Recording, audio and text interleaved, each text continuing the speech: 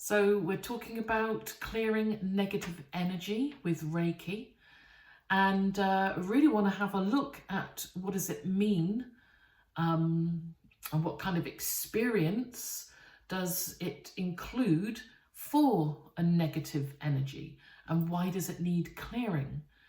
And then that follows really with, well, what kind of experience does this mean for a person?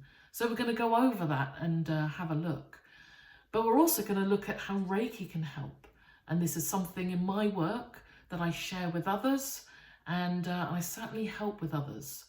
So let's go back and let's now start with, well, what does it mean by negative energy? So negative energy is the opposite of feeling a good energy. You know, these are the kind of things that are quite subtle, and we get a sense, we get a feeling, we can sometimes smell, taste. Sometimes there is a cognizance, we kind of know that something isn't right. Now, how that translates is really with, you know, where we go. It could be somewhere, or a home. It could be somewhere that we go to. It could be a person. But we just get a sense that there is something negative. So the kind of negative energy that would warrant clearing is when people have, if you like, kind of experiences where they don't feel themselves. It's almost like there is a shift or some level of psychic attack. Now, it also could include spirit intrusion.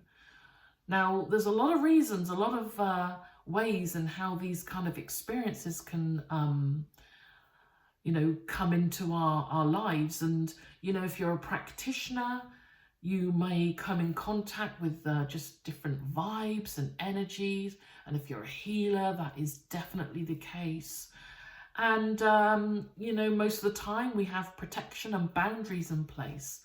But sometimes there is something that happens where we're working and there seems to be a transfer, or there seems to be a level of attachment that can happen, or we feel that in the work that we've done, we can't get something out of our mind. It's kind of playing out. We almost feel we've got the energy of a particular person. Now, this is true when it comes to environments. There can be some times where we're picking up, could be our home, or it could be somewhere that we go to visit, but we're essentially picking up frequencies. These energies don't make us feel good, hence that's why they're negative. Now, some of the things that we can be picking up is hearing, chatter. Maybe there is name calling. Some people have shared that it could be that they sense a heavy presence, or simply when they go into a property or an environment, there's like a heavy presence there. They feel like they're being watched. Now, these experiences can sort of like, move sort of more intrusive. And in other words, they get a little bit more into our field, our aura, when we can actually start picking up conversation. Maybe there's spirits that are talking, and maybe we can then hear, or maybe spirit starts speaking to us. Now, this can be quite sort of disturbing and a little bit alarming, especially if we haven't invited these kind of experiences in, all these energies. So you might be a person that has been dealing with spirit intrusion, or you work with spirits, or you work as some level of a healer, or you're not in that capacity of feeling at all, but you sense when there is an energy around. So, it's all very well when the energy feels on a resonance with us, where it feels right. But when it feels like a negative energy, normally these kind of experiences, they don't have boundaries. And then there's a level of attachment. And this is quite honestly where I do speak and see a person, because something has been going on that has meant that boundaries have not been kept. So this could mean that they're seeing out the corner of their eye. There may be movement. There may be somebody who feels like somebody is grabbing you or touching you. And when you sort of like come to, if you're just sitting relaxing, you know, you might second guess yourself. You might even doubt yourself. You might be even doing your own meditation where you are working with spirits. You're very clear in who your guides are and your angels. But then we get a spirit or some new member of our spirit team and we kind of invite them in, and then that turns out to be negative. Now, that could happen in many different ways, where they directly start speaking, or they might be telling you to do things that are not in alignment with you. You don't feel good. You don't want to do that. They may be inappropriate suggestions. And then that's where we get to this level of where this negative energy or this entities or these spirits or these earthbounds, where we start realizing that something doesn't feel right. Maybe it's sort of just like life just feels, you know, like it's going down a pan a little bit. You know, things start getting blocked, you don't feel good, you start feeling very stuck, very tired. And of course, there's a lot of intuitive people where we know that something doesn't feel right. And when that gets really, really onto another level where it shifts, and then we go into a level of real intrusion, where the voices don't stop.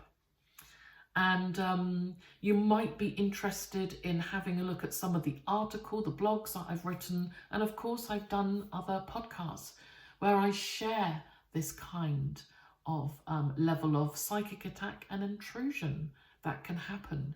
Because from the outside, it looks like our mental health is really nosediving. It alarms our family. It alarms our family members that are around us, our children, because there is behaviour that is not quite in keeping with ourselves. So this really kind of leads on to then, what do we do with these kind of experiences? And it's quite interesting because when people reach out, they share their experience and they just need to get it off, like, you know, they're back because they've either listened to the podcast or they've read the blog that I've done, where I was quite open and frank with these kind of experiences that you can go through. In other words, it's almost like, you know, I think this is what's happened to me. And of course, we get to that point, well, what can we do when we have this level of intrusion, when we don't feel right? We get a sense that something's in our aura. And something that I had experienced and others have shared that they do too, where there's a cold patch. There's something on whatever part of the body where it's almost like it feels different in temperature. You're drawn to it. You don't know why you're drawn to it. And this can quite often be where spirits can attach, and they can attach to different parts of the body. And when this is happening, we're sort of like, really? Is this really going on? And it can sort of really make us second guess ourselves. So one of the reasons why I've been so open and I talk about these kind of experiences, because I think a lot of people are having them. They're having them at different levels, whether it's hearing voices, mind intrusion, the most negative thoughts that are so different to what you normally have. And they're not only negative, they're quite damaging, they're hurtful. And you don't know what to do. We're not really sure what approach that we sort of do. And of course, what that outcome is, that is entirely up to an individual. But this space is really all about talking about it sort of sharing these kind of experiences so that we can understand what we're going through. Now, the reason why I talk about symptoms, signs and indicators, because when we put them together, it paints a picture. It paints a picture that there is a level of cognizance and there's a part of you that knows something's going on. But you're probably thinking, this doesn't look good. You know, and family members start to get a little bit alarmed when you're saying, you know, I can hear this, you know, things are happening and those kind of things. And then getting a real sort of awareness of the kind of experiences this can include. So it could be part of your meditation. It could be that you can't meditate because the minute you do that, you are under attack. There may be some level of coercion that's going on. It's almost like your path or what you felt that you were here to do is slightly now moving into a direction that you're not comfortable with. So then you're sort of second guessing yourself. And incidentally, when you're going through this, you don't feel good. You really do feel drained. You feel tired. You kind of isolate yourself, and then you are kind of on your own. You're battling with it, you're dealing with it, and you've got all these things that are happening and they have no context. And that's really one of the reasons why I'm talking about this, sharing it, so that there is a level of cognizance, contact, and when we can see the bigger picture, we can step back. Then we can see, well, is that happening? Is that happening?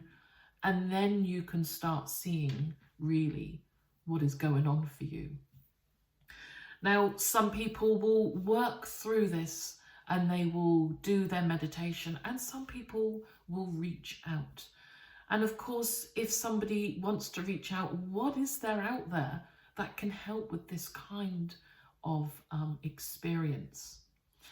Well, one of the things that certainly when I was going through my experience, I put a couple of things to, to test, if you like.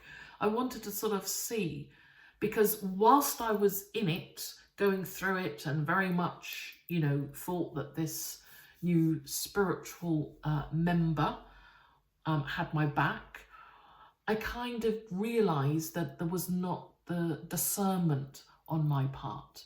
And I had to own up to that. Because I had to look at, well, why did I then, believe that this person said, oh, don't worry about your other guide, don't worry about your angel, I'm taking over now. And of course, I had to look at myself as to why that was something that I even thought I would do. I mean, from this perspective, that is so bizarre. And it felt wrong. Alarms were going all the time. But you know what? Sometimes we're in it for the ride. And sometimes we go through certain experiences because at the end of it, we've got that discernment. A lot of shame or embarrassment can happen, with these kind of experiences. And I just want to let you know, there's no shame, there's no embarrassment. It's not spiritual if you go through this kind of experience. Well, I still consider myself on my spiritual path, on my journey, I'm still helping others. But even though I've had that experience, it's really kind of opened up to help me understand from a perspective of a client when they've had those kind of experiences, and also from the perspective of the spirit involved, the earthbound, the entity, and having a little bit more sort of care and understanding from that point of view. Yes, there may be negative in their energy, but they're kind of working on the back of experiencing whatever they're getting up to, not in the light. So that brings us on to that light, to why, when we're going through something like this, where we might consider Reiki. So one of the things that I noticed with Reiki is that it really is the light. It sort of exceeds and transcends any negative energy. And even at the worst experiences where I was in total confusion, I could still see that glimmer, that light, because it has our back. It's part of Source, it's God Source, it's the universe. And it's that universal life force energy, that wisdom of God, which is, incidentally, Reiki is the Japanese word, which means the universal life force energy and the power of God, the wisdom of God, that when we use that in clearing, then this really helps. And I tried it and worked with some techniques, and I talk about some of those techniques in various articles and also during the podcast, like negative thoughts. When you're having psychic attacks, what's some of the things that we can do if we're aware of it, and how we can start putting the brakes in place. Because once we're aware of it, then we can start do something about it.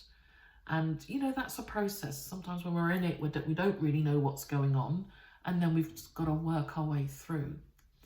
But it's always good to sort of work with some techniques and some things in place. And that's why really I've put together something that will help a lot of people. And that's where I've put together a clearing of negative energy with all these type of experiences, where we use the specific intention when we're using the life force energy, the wisdom of God, which is Reiki. Now what that does, that really helps a person in that space to clear whatever entities that there are. As for me, I'm able to just to sort of see and get a sense of what that entity is, what it might feel like, look like. Sometimes I get a sense of why there is an attachment there. And quite often, sometimes that is translated for the person as well, so that we can sort of understand why an experience has happened to us. For example, one of the main reasons when we lose somebody, sometimes that natural releasement through the death process, when we lose somebody, they hang on and we hang on, and we can understand when that happens. And sometimes that takes a bit of time for that releasement to happen. And that releasement for the majority of us does happen. But sometimes they hold on. And then when they hold on, then other spirits can attach. And of course their agenda is not with love. They don't feel the same way as your bereaved uncle, sister, mother, daughter, whatever that person is. They don't feel the same way. And so then they become negative. And then there is a drawing of energy. Hence, that's why we always feel really tired when there's some level of psychic attack or spirit attachment intrusion, because they normally feed off that life force energy. And of course, it's inappropriate. Nobody should be feeding off that energy. That energy is really there for all of us to tap into.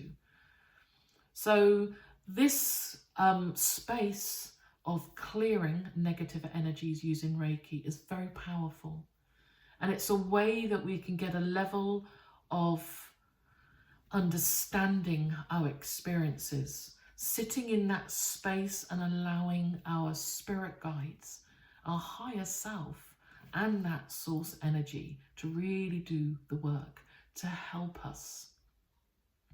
Because our higher self knows. That's why their intuition is. That's why we know when we go through something like this, something isn't right. And you can't put your finger on it. And every time you try to sort of work it out, this bamboozle of the talking, the chatter, the grabbing, the name call, whichever is going on for you, kind of then gets worse. And then we sort of get to the point where we really don't know what's going on, because we're just sort of kind of trying to deal and get through what's going on for us. So clearing negative energy with Reiki is a very powerful way. And this session really clears. It has a specific intention to clear earthbounds, to clear negative energy, whether that is translated and extended in the home.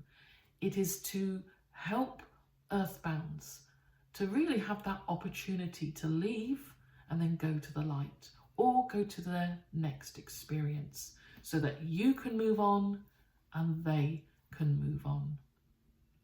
And what this looks like and what this means is that you can get back to your true self, so that you can feel free, your mind clear, so that you can move on and do whatever it is what you next want to do, because that's what this is about. Is just separating ourselves, understanding, or maybe how it happened, so that we can then have a little bit of discernment, put boundaries in place as we move forward, and allow them to go to whatever next experience, or go to the light, and for you to do what comes next for you. And quite often that's a progression and moving on to your path and in your purpose. So I feel this is really quite important, because most of you that reach out and email is really because you've had some of these experiences. And that is just the reason why I shared it with others.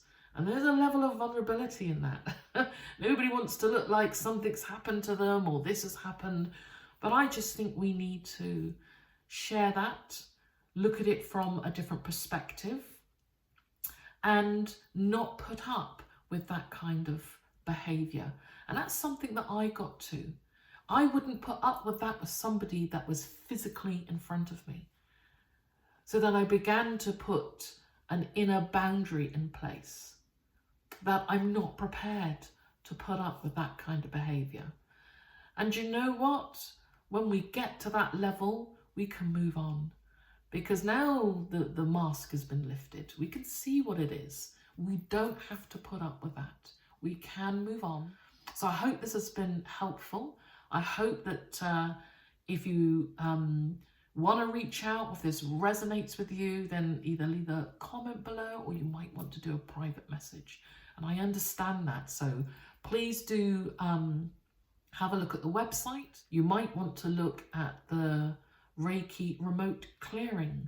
You might want to look at some of the symptoms. What are some of the psychic attacks? What's some of the spirit intrusion that we put up with, and that's masqueraded behind our mental health? And so I really hope this is helpful, and I look forward to speaking with you again. So do take care, and bye for now.